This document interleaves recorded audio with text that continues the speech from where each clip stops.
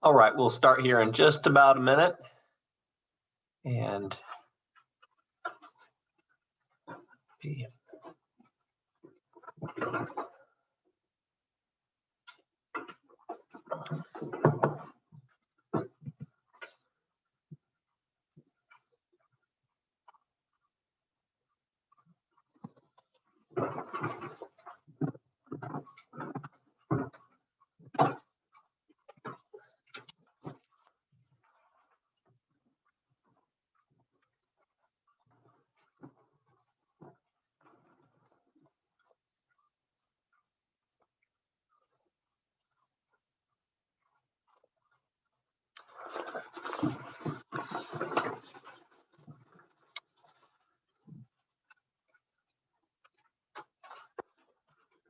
okay, good morning. We will start today talking about cross-tabulation tables and chi-square. So just looking at this step-by-step IBM book that has the instructions on how to do this, that it's chapter 8, and you can take a look at that in addition to what we're going to talk about today.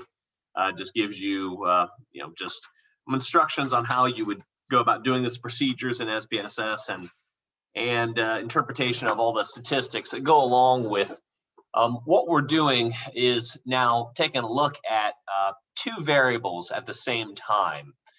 So we were doing descriptive statistics, so univariate stats. Univariate because we're looking at one variable and doing descriptive statistics on that one variable. So a mean, a median, a mode, the standard deviation, the range of scores. So when we're doing two statistics, looking at statistics, I should say, from two different variables, then it's called bivariate statistics. And a bivariate statistic that usually you start with when you do this is the chi-square statistic, and that is generated from a cross-tabulations table. So let's look at what I have first off on Moodle that we have. Let's see. Actually, let me see if this will come up. Should.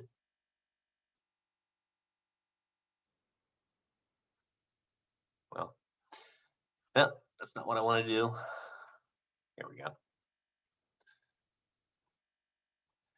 There is a PowerPoint that I'm just bringing up that's on Moodle. Talk about that for a second. Can people see that screen that came up? It should says chi-square formula. No, okay. Let me. It must have froze. Okay. Now you should be able to see this. This says, okay. So let's talk about this for a minute. So what we have here is over here, this is a equation for chi-square. And we'll talk about that in a moment. Over here is what we have. What we have is a 2x2 cross-tabulation table. Okay, the two variables that are being compared in this table is whether or not someone has stolen makeup and whether or not they are male or female. Okay, and so this is an example of a crosstabs or cross-tabulation table. So crosstab tables are very useful ways to check if there's any association between two variables, if there is any association between what you would expect merely by chance. And by chance, what that means in the crosstabs table is the expected count. And so what we do in the crosstabs table to generate what's called a chi-square statistic is we're comparing the expected counts in the table to the actual observed counts. Okay, so start with the observed count. So let's pretend we had a total of 12 people, 6 are male, 6 are female. This is whether or not they stole makeup, no or yes. Okay, so of the males, 5 said they did not steal makeup.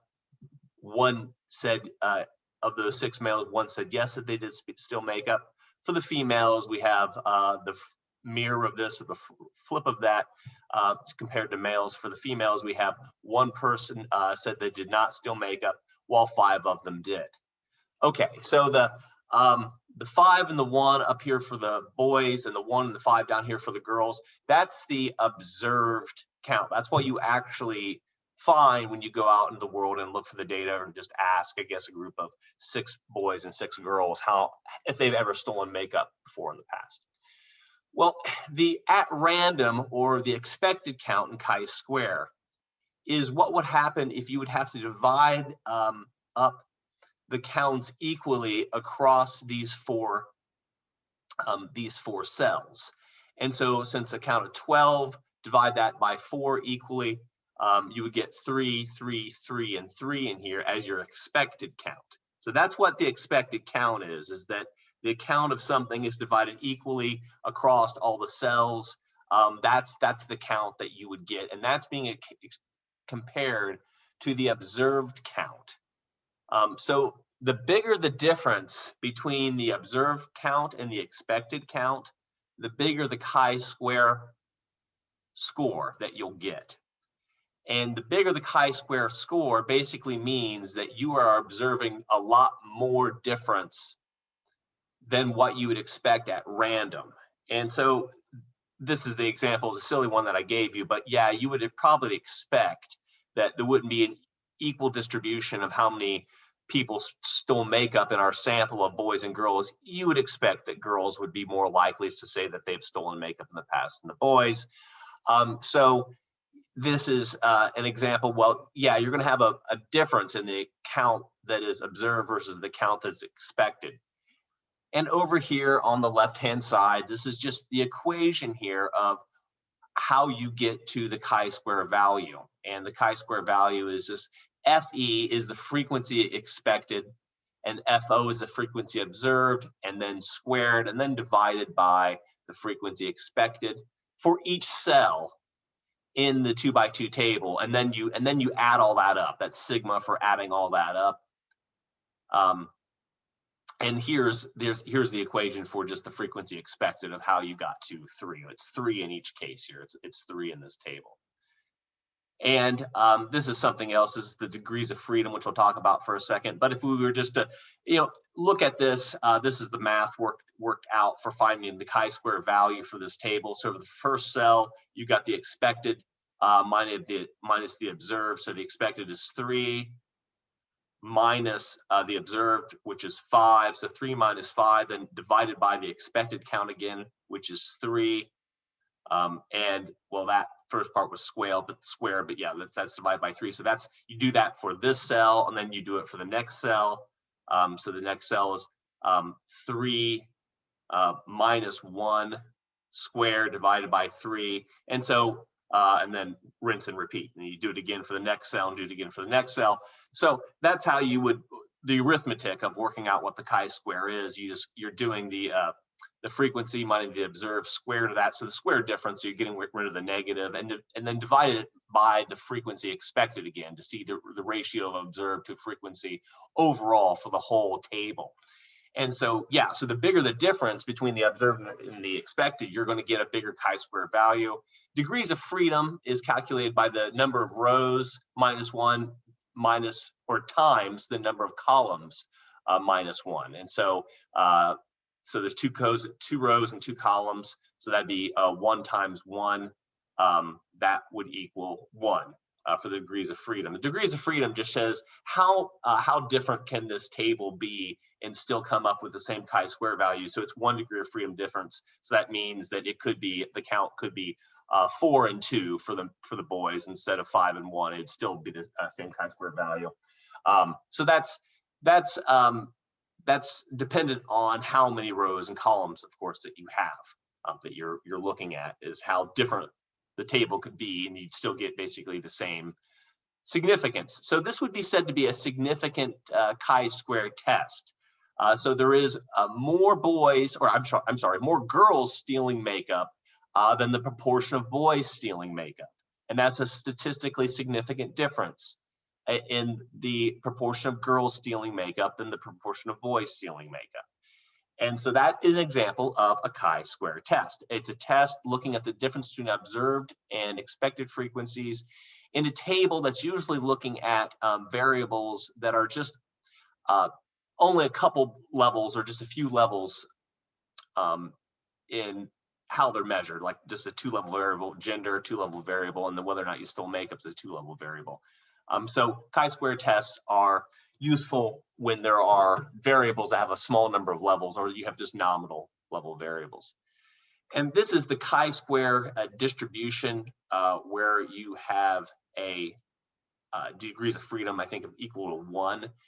And so as you go higher and higher of chi-square values, so chi-square of 0, that's where the observed frequency and the expected frequency are exactly the same. And so as you get different observed frequency from expected, the chi-square value gets harder and harder, less and less likely to be observed. The probability of observing that chi-square gets down to a very, very small chance of just observing it by 0. And so there are particular thresholds, which we'll talk about here a little bit, of when you say, okay, that difference between the observed and the expected, or what we'd expect just by random, is big enough that we can say, well, that is statistically significant. And typically statisticians say the cutoff point is 0.05. The probability of something happening by chance can't be any greater than 0.05 or a 5% chance or 1 in 20 chance. That number 0.05 will come up again and again and again, but here in chi-square world, it comes up when you have a degree of freedom, 1 degree of freedom test. That's a 2x2 table. That comes up at 3.8 or something like that. That's the cutoff. So your observed differences have to be big enough that they meet that threshold, that critical threshold in the chi-square distribution table, to say that it's more than just by chance we found this difference in theft of makeup by boys versus girls. That this is a real difference. Okay. So let me get out of that and stop sharing that for a second. I would like to, I believe, show you this in SPSS about how you would go about looking at a crosstabs table. So let me go to SPSS. Okay, so this is SPSS. We're looking at the ad health data.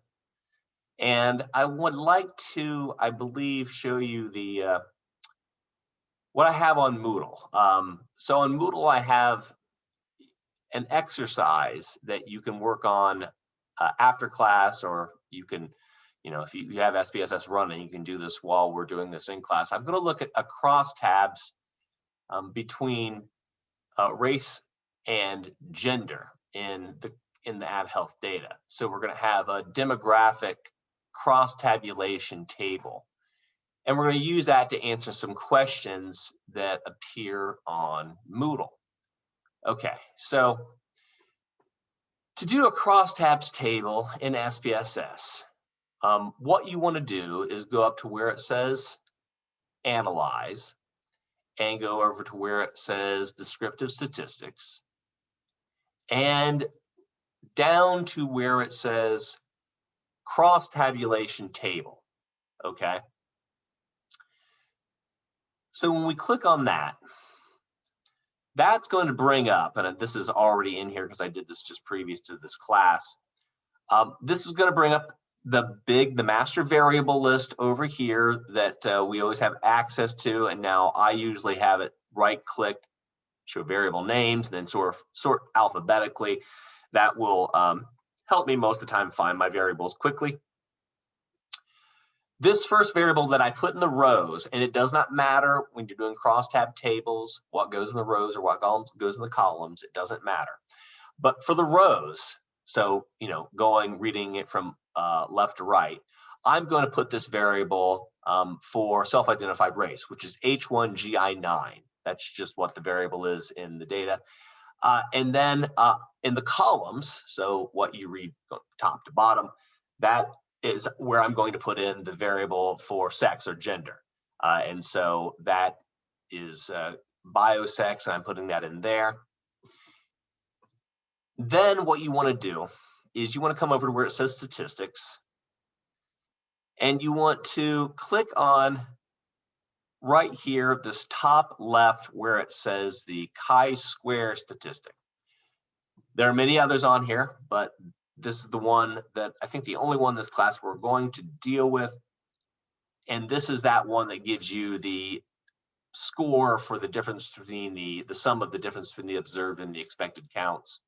That's the chi-square test. So the bigger the chi-square test, the bigger the number that you get from the chi-square test, the bigger the difference between the observed and expected, and you're going to get a statistically significant difference in proportions across groups, however you had them defined. Okay, the next thing I went into, whoops, let me do that again. Next thing I went into is this button called cells. Okay, so this is important because this is where you request the information that you want to be printed in the output for your cross tabulation table. And so what you'll have to do is you'll have to click row and column. I believe total is already clicked. And that's all you have to do on this page is you have to click in the row and column and make sure the total, make sure that all three of the percentages are clicked on this. You don't have to see the expected count. That's just a statistical term that the computer computes in order to create the chi-square stat. You don't have to see it. There's no, just the observed will be clicked by default. Number of actual observed cases in these cells when we do a table of race by gender. Okay, so we can hit OK. And you'll see this. Let me stop sharing this for a second to make sure that I can show this to you right. Okay, so when you hit OK with your crosstabs table, can people see that okay? Yeah, okay, well, all right. Yeah, you're going to get up here, you're going to get this table right here, excuse me, that shows the people that completed both questions, excuse me, the valid percents anyway, and the missings for both of those questions. So 6 total missing cases that did not provide valid information for the race and or the biological sex variable. All right, so here is the table that shows on the row side all the race categories. So white, black or African American, American Indian, Native American, Asian, Pacific Islander, and other. Okay, here it's showing up top along the columns, male and female. And over here is the total. The total's going all the way down. And here for the rows, that is, and here's the totals at the bottom for the columns. All right, and so we'll get to what the percentages mean within here, within these cells, what the percentages mean, because that's usually what we often are reporting on. But we're going to start with just the raw counts, the observed counts. So first of all, total number of whites, 4,291. Total number of blacks or African Americans, 1,601. Total number of American Indians, 73. Total number of Pacific Islanders, 236. Total number of others, 279. Total number of males, 1,143. Total number of females, 3,355. Okay, so you're reading that row-wise for the row variables and column-wise for the column variables. So that's where you see counts. That's the actual number of people counted who self-identified as male or female, and white or black. Okay, for the totals. All right. Now, if we look back at the Moodle page, and I want to look at my questions. How many Black African Americans are female. Okay. So we go back to this. Okay, how many Black or African Americans are female? That would be 841. Okay, so we go across the row for Black / African American and then intersect with the column for female, and there you have the count for the number of Black African Americans who are female. Okay. So at any time, stop me if something doesn't sound right on this. I'm just going to go through this pretty much step by step, and then we'll see if there's some questions or confusion. All right, so let's look at the next one. What is the total number of males in the sample? Okay. Well, total number of males in the sample, that is 3,143. Okay, go all the way down to the total, the bottom of this column, and that's the total of males. Okay, so for the next one,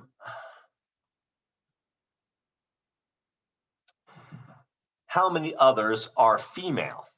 Okay.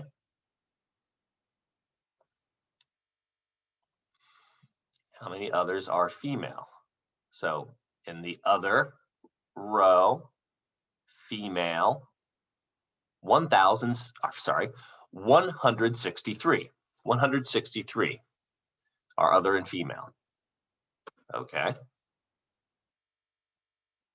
So we're just looking at the counts right now. We're not dealing with the percentages yet. All right. What is the total number of Black males in the sample? Okay. So Black males in the sample.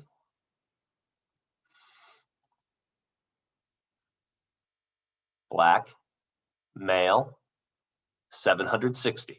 Okay, so those are all the counts. That's the count of an entire row, or an count of an entire column, or a count of a specific row column intersection as such as Black male, 760. So there's also these percentiles that are inside of the cross tabulation table. All right, so the next set of questions on Moodle requires you to use that information to answer the question. So if we go back to Moodle, and I look at Moodle, and this question here, what percent of females are white? What percent of females are white? Okay, so it's saying of females, what percent are white? What percent of females are white? All right, so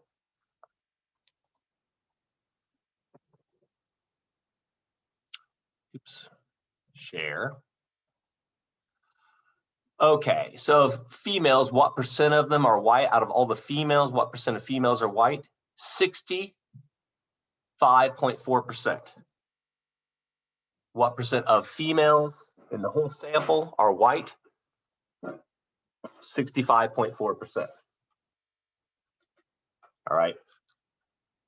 We can say it differently, it means a different percent though. So check out the next one. So what percent of whites are female? Okay. What percent of whites are female? And that's a different number. That is going to be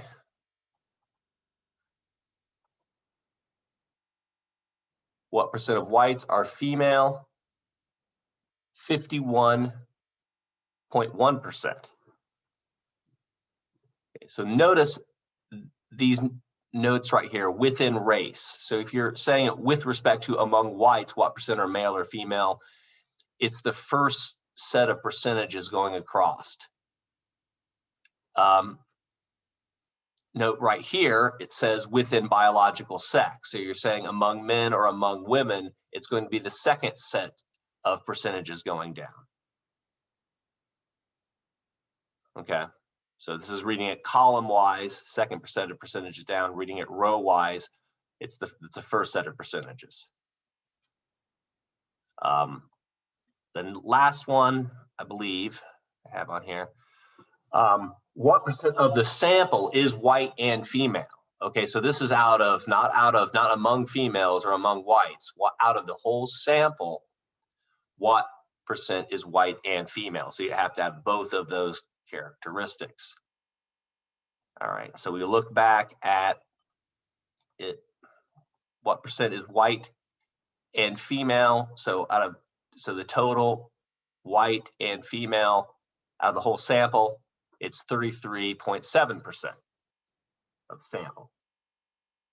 Okay, so each one of those questions required you to identify a different percentage within this intersection of white and biological sex.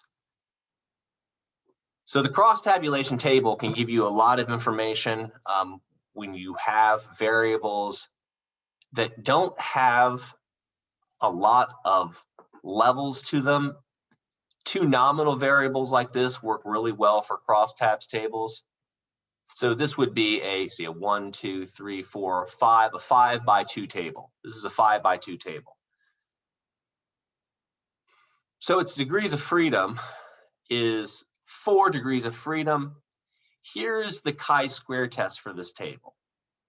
It says the chi-square test of 3.246. All right.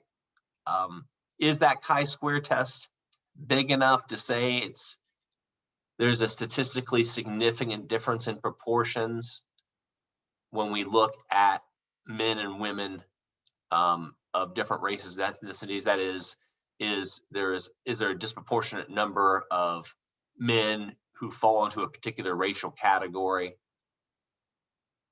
In this case, we can conclude, no, there's not. This number over here is the chance of that chi-square value being found by random chance, because the observed the observed counts are not too terribly different than the expected counts overall in the whole table. So you get this relatively small chi-square value. With 4 degrees of freedom, that's not big enough to say that the observed counts are different beyond random chance than the expected counts. And so this is not a statistically significant chi-square test. So there is that important information that comes down here at the bottom after you do a crosstabs table. Usually you want to request also that chi-square test, which again, if you go up here and go to descriptive stats and you go to crosstabs, after you've picked your variables out, you go to statistics and you want to click chi-square, and the chi-square test will be provided. And then you also want to come into rows and pick the row, column, and total when you're doing these. So that will give you this full readout that you will need when you're working on that next assignment, which requires you to do something very similar to this and to read it row-wise, to read it column-wise, and to understand the chi-square statistics. So let me show you also on here, and then we'll go back to this, maybe do one more example. The critical values for chi-square. So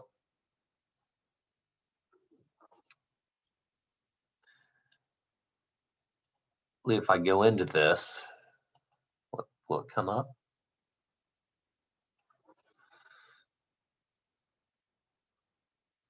Oh, okay. Can people see that screen that came up, the blue table on there? Okay, yeah. So this is the chi-square score that you need to get to conclude whether or not it's statistically significant.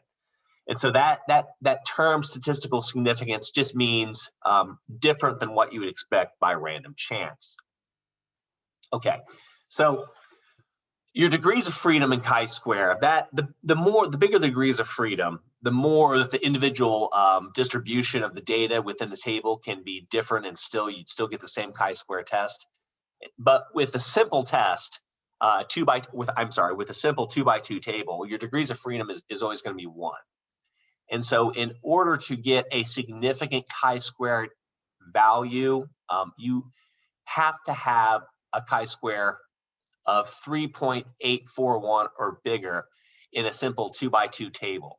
Because what this probability up here is showing is the probability of finding that by chance alone. And it has to be, statisticians have settled on, it has to be no greater than 0.05. So you can't have bigger than 5% chance of finding that chi-square merely by chance. And so that is the threshold, the cutoff for 1 degree of freedom. But the bigger degrees of freedom you have, the greater the chi-square value has to be. And so because the table can be just different by chance, because it has more cells, and so the numbers can be a lot different just by chance. And so you have to have fallen right at this number or above it to be considered statistically significant here at the 0.05 level. And or you could say at the 0.01 level, that's a 1 in 10 chance. I'm sorry, not a 1 in 10 chance, but a 1 in 100 chance. And this is a 1 in 1,000 chance. So this is 1% chance. This is a 1 out of, or a 0.1% chance, excuse me. And this is repeating over here for just higher degrees of freedom. And so your degrees of freedom, the higher it is, the higher the chi-square value you have to get, but the chi-square value is dictated itself by the difference between the observed and the expected counts within your table. So that's a table that's it's the kind of the equivalent of the z-score table. It's the critical values that you need in order to conclude that something was observed different from the mean by something more than chance. In this case, it's proportions. You're looking at difference in proportions in chi-square. So that's what you're ultimately doing there. Now, so for the rest of these, so this was for part 2 here, run a chi-square analysis on the previous crosstabs table. Was a chi-square test. What was the chi-square value? And it was what have we found? It was 3 point something. It was not statistically significant. So you cannot conclude that there's a significant disproportion or significant difference in proportions across racial groups in terms of who is male, who is female, or you could say it the other way around. It just means there is no significant difference in proportions. So that is for chi-square, and your assignment is right here. It's due on the 22nd. It's telling you to use the variable raised again, but use the next variable, telling you to put it in your columns, but you can put it in the rows if you want, so long as they're 2 different variables. Easy access to a gun in the home, and you just have to report on what I'm asking for. And then I'm also asking you to create a new crosstab table using 2 variables, your choice, but make sure the variables have no more than 5 levels of measurement. Because if you have a variable that has lots of levels to it, like it has like 20 levels to it, you're going to have a crosstabs table that's really hard to read, and it may not be able to compute the chi-square statistic because you'll have too many cells that have a value of 0 in them. So that's a problem for computing chi-square because you're dividing by 0.